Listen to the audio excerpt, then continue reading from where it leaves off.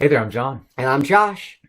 College football 2020 season, and we are going to be talking about the results of Week 13. Mm-hmm. So, as normal, let's start off with the upsets, which this turned into let's start off with the upset because we had one canceled. I got bailed out on one of them, and then the other one, I said Maryland was going to beat number 12 Indiana, and it seemed like at first it could potentially be something along the lines of an upset, or at least a close game, and then the second half of football rolled around.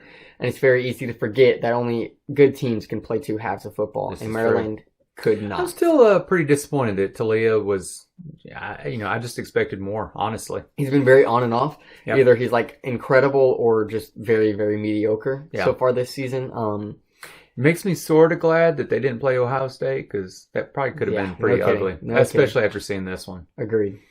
Yeah, Colorado, USC, that one was canceled. Right. Yeah, so... let's go on to what we consider the upsets for the week. There were some big ones. Yeah, there were a couple ones, and the first one, oh my goodness. So, number 15, Oregon, was playing their in-state rival.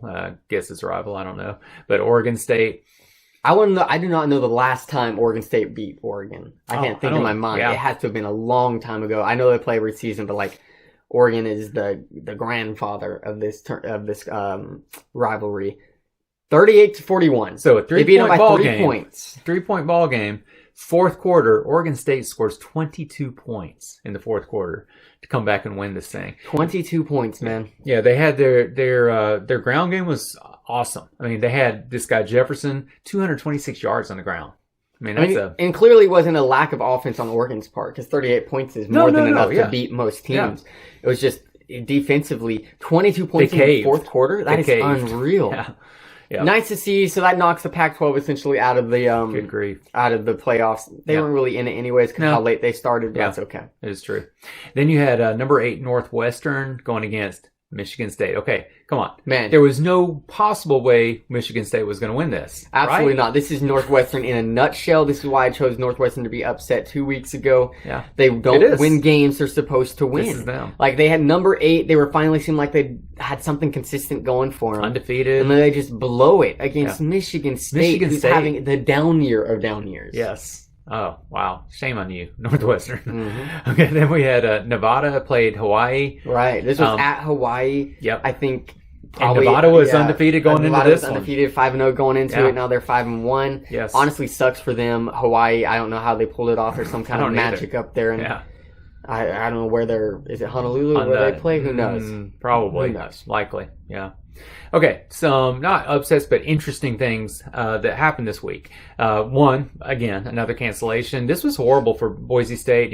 Okay, we were excited about this. This was just going to be a fun undefeated. Game. This is going to be a last year was a super close game, and then this year and it was canceled at the last minute. I mean, like in the morning, the day of. I believe, like a couple hours before the game was going to actually be played. Yeah, I just have so many problems with. I know since COVID, it just changes a lot of things. But for example, just in the Pac-12 scenario, the Big Ten scenario with Ohio State and stuff, like if Ohio State misses another game, they don't make it to the Big Ten championship game. Yeah. Y'all, in Michigan, if Michigan calls out in 2 weeks, because they're calling out this week because of COVID, Ohio State doesn't make it to the Big Ten championship. Yeah. Just stupid things like that. For example, Boise State, even though they're going to play, I believe, 2 less conference games than most of the conference teams, since we haven't lost a conference game, we could not play another game this season and make it to the Mountain West Championship. Wow. It's so flawed. Yeah. Like the system's just so flawed right now because of COVID. So there's just they weren't prepared for this. Yeah, there's just a lot of kind of dumb things Yeah. that could really happen that frustrate me. It's a mess. Okay, this is a game that we had mentioned because, you had Kent State and Buffalo and, again, both of these were undefeated, so we were excited about that. It didn't really turn out to be a game, but there was something about this game that was pretty remarkable.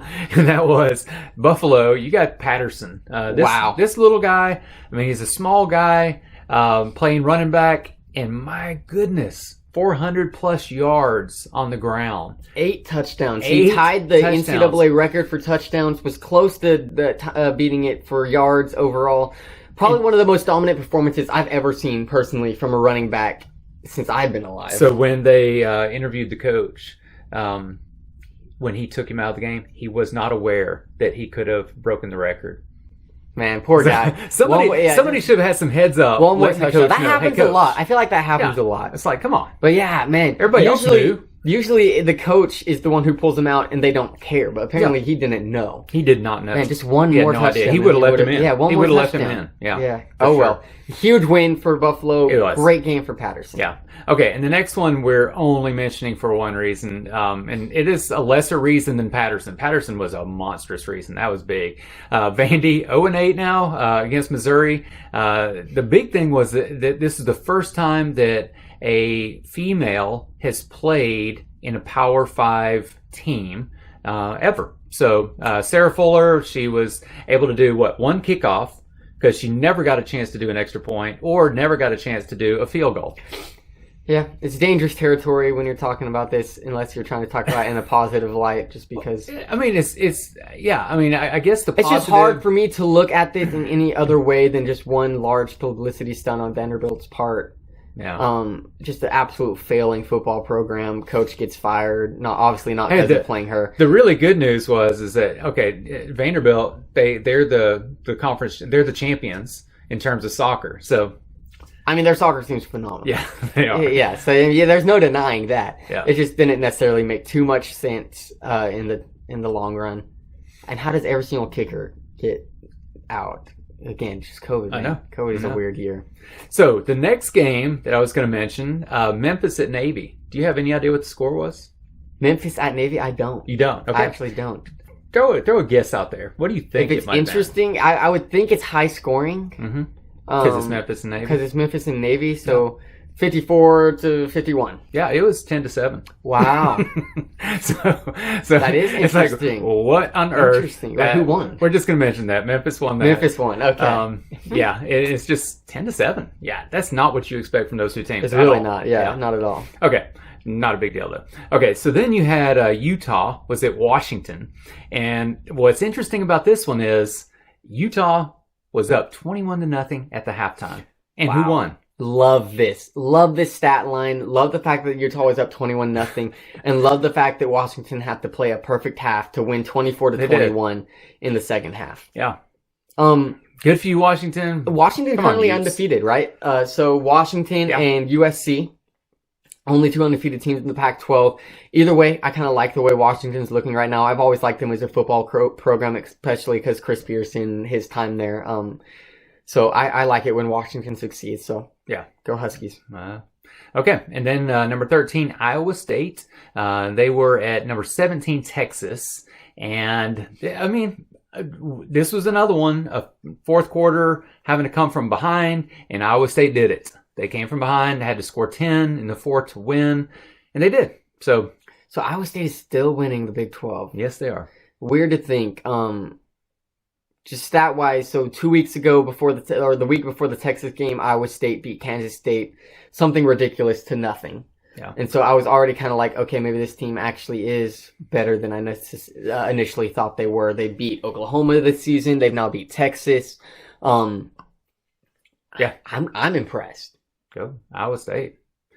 Okay, then as expected games. Number 2, Notre Dame. They played North Carolina. The interesting thing about this one was it was 17-17 at half. Yeah, I actually thought it could be a game at halftime. But North Carolina was done. North Carolina decides not to score 17 again. was enough, and Notre Dame got 31, so Notre Dame won it. Still only 14-point game for Notre Dame, but it was good for them. And they're still undefeated and still honestly deserving probably of the number 2 rank because at least they played some games unlike That's true. Ohio and they beat Clemson, so I think they deserve it because of that until anything else happens. Then you had number 22, Auburn. They were playing against Alabama, the Iron Bowl. And this was as expected. This was a snooze fest of an Iron Bowl. It was. And it was Bo 42-13. what he does best. Yes. Mac Jones, Devontae Smith, they all played great. Alabama's defense played very well. Defense is playing great. Just seems super clean. Yep. Yeah. They've come along. They've matured. A good revenge win for Alabama for sure. It is. Then LSU was at number 5, Texas A&M. And this was actually a little unexpected to me. Was it? I didn't think it would be as close as it was. I feel like Well- Texas A&M should have won by more than 20-7. Okay, and LSU's was sort of a last minute 7 points. Right, but too, still, only so 20 points against LSU. I know, You're yeah, talking about you're a right. team that really Their does not defense have a is great horrible. defense. Their defense is horrible. Yeah. That's a big deal, especially coming up next week. Troy, they were at Appalachian State. We're expecting a blowout here. And we got it. It was 34-10 at half, Yeah, so it was already a 47 to blowout. 10. And the theme of this week's games apparently are not playing football in the second half because Yes. Troy decided not to score again in the second half. There were a lot of teams 47 to that literally 10, did not score in the second half. App State, they're just a better just hands down For the better sure. program. We knew this was going to Yeah. happen. Oh, absolutely. Kentucky, they were 10 against number 6 Florida, who got 34. Yeah, this we expected. I mean, Yep. Another expected win. I think, again, it was close maybe at the end of the first quarter, and then Florida just took off and dominated the rest of the game. So, Pitt, they were at number 3 Clemson, a blowout, 52-17. worth mentioning because Trevor Lawrence's debut yet again Yeah. after COVID, his post-COVID debut. Yeah, and it looked So, good. 400 he did. yards, 403 yards, couple 2 touchdowns. touchdowns. It's nice to have him back. Yeah, and literally that game, another snoozer because 31-0 at half. No, 31-0 at the end of the first quarter. Yeah, which is So it was like, I just oh my try to goodness. think of a scenario where a team can score that many, and in my mind, I'm like, I got nothing. Yeah. Crazy game for them. 31-0 at half, that would have been, oh, okay. But at first quarter, okay, this is dumb. All right. Hey, that was week 13 recap. Join us when we talk about week 14.